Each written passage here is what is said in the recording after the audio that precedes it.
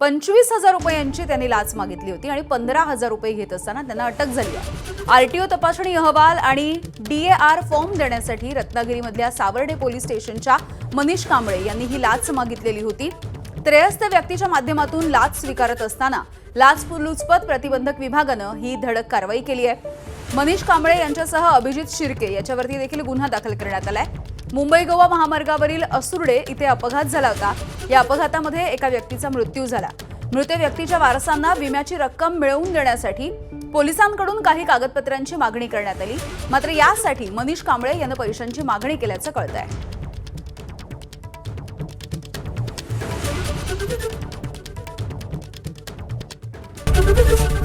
ABP माझा, उघडा डोळे बघा नीट।